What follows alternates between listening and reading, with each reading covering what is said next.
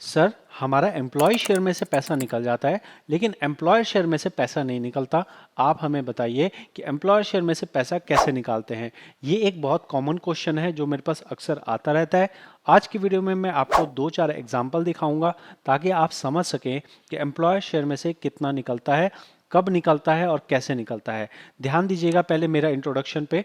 मेरा नाम सागर है, मैं पीएफ कंसल्टेंट हूं। जो आपको बता रहा हूं 100% प्रैक्टिकल जानकारी है। आपको एजुकेट करने का पर्पस ये है कि बहुत बार पीएफ मेंबर गलत फॉर्म भर देते हैं, फिर उनका पैसा नहीं निकलता और वो परेशान होते हैं। तो मैं आपको एजुकेट कर रहा हूँ। कृपया करके अगर आपको लगे कि मैंने आपके फ़ायदा किया है तो आप सब्सक्राइब करके ज़रूर मेरे चैनल को सपोर्ट कीजिए। देखिए मैं जो कह रहा हूँ ध्यान से देखिएगा। पीएफ के अंदर में दो अमाउंट होते हैं, एम्प्लॉय शेयर और एम्प्लॉयर शेयर।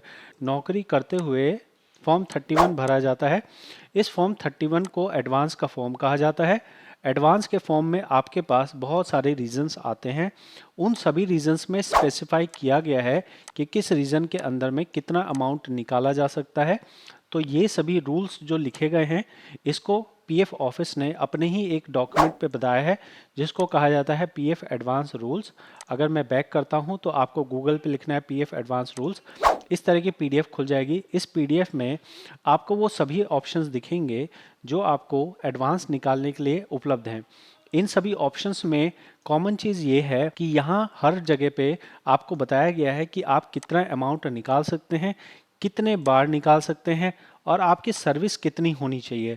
जैसे एक एग्जांपल के लिए आपको बता दूं कि अगर आपको घर बनाने के नाम पे चाहिए, 5 साल की आपकी सर्विस होनी चाहिए, उसमें मात्र आप एक बार निकाल सकते हैं। लाइफ टाइम में सिर्फ एक बार घर बनाने के नाम पे निकाल सकते हो। अमाउंट कितना निकाल सकते हो ये देखिएगा। अमाउंट निकालने के लिए ये एक फॉर्मूला दिया हुआ है। इसमें सबसे नीचे से शुरू करते हैं, which ever is least. Least मतलब जो सबसे कम हो। मतलब क्या हुआ, यहाँ पे ये तीन अमाउंट्स लिखेंगे और इन तीन में से जो कम होंगे वो आपको मिलेगा। ठीक है। पहला क्या है अमाउंट है, पहला है जितने का आप फॉर्म भर रहे हो। मान लो कि आपके अकाउंट में 5 लाख रुपए हैं, आप 5 लाख का फॉर्म भरते हो, ये अमाउंट हो गया। फिर आपकी सैलरी को देखा जाएगा। इसके बाद अगर आप परचेज के नाम पे ले रहे हो तो 24 महीने, और अगर आप घर बनाने के नाम पे ले रहे हो तो 36 महीने। ठीक है। ये 36 महीने की सैलरी देखी जाती है। ठीक है। इसके हिसाब से कंसिडर किया जाता है कि आपको कितना अमाउंट देना है। साथ में ही यहाँ पे एक जो ज़रूरी चीज़ है वो ये है कि employee and employer share with interest. मतलब कितना अमाउंट आप ले सकते हो। आप एम्प्लॉय शेयर और एम्प्लॉयर शेयर दोनों विद इंटरेस्ट ले सकते हो। मतलब जितना भी क्लोजिंग बैलेंस बन रहा होगा वो पूरा अमाउंट तक भी आप ले सकते हो। तो समझने की बात यह है कि पीएफ के अंदर जितने भी रूल्स लिखे हुए हैं एडवांस के, उनमें एम्प्लॉयर शेयर निकालने का सिर्फ एक ही जगह ऑप्शन है, वो है construction of house. Construction of house के अलावा अगर आप कोई और ऑप्शन सिलेक्ट करोगे तो चाहे आपका एम्प्लॉयर शेयर में 1 लाख रुपए पड़ा हो तो भी आपको उसमें से कोई अमाउंट नहीं दिया जाएगा, आपको सिर्फ एम्प्लॉय शेयर में से दिया जाएगा। जैसा आप यहाँ देखेंगे 68J, इसका मतलब होता है इलनेस। इलनेस के अंदर आपको एम्प्लॉय शेयर में से दिया जा रहा है। इसके अलावा अगर हम पुराने साल को खोलते हैं, पुराने साल को खोलने पे भी आपको यही नज़र आएगा कि हर जगह पे अगर कभी भी कोई फॉर्म भरा जा रहा है तो वहाँ सिर्फ एम्प्लॉय शेयर में से निकल रहे हैं पैसे। 68J आप देखोगे, यहाँ देखो 7,700 निकल रहा है और एम्प्लॉयर शेयर में से कुछ भी नहीं निकल रहा है।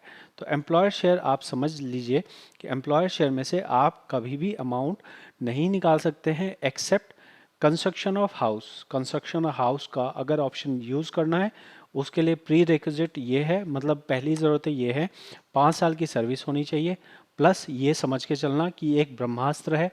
ब्रह्मास्त्र आपको लाइफ टाइम में एक ही बार मिलता है। आप इस ब्रह्मास्त्र को वेस्ट मत करना। छोटा अमाउंट निकालने के लिए ये तब यूज़ किया जाता है जब आपके पास मान लीजिए बहुत बड़ा अमाउंट हो, 5 साल नौकरी करी है आपने, 10 लाख, 15 लाख, 5 लाख हो, 5 लाख से ऊपर हो, तभी इस ब्रह्मास्त्र का यूज़ कीजिए।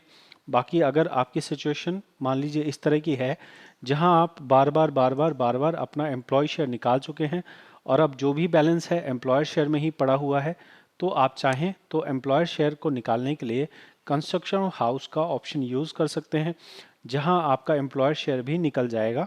सर्विस हिस्ट्री में आपको जाके अपनी सर्विस देख लेनी है। जैसे इस भाई साहब की सर्विस 6 साल की है, तो अगर 6 साल की सर्विस है तो उसे निकाला जा सकता है।